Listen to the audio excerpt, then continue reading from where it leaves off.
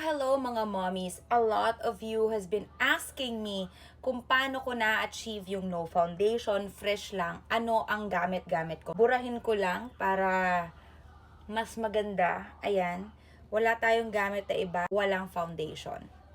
Ano nga ba ang aking sekreto? Napakamurang Instabute. 'Di ba? Konti lang ang kailangan ninyo. Isang drop lang ng ganyan. Tapos pahid-pahid nyo na kung saan nyo gusto.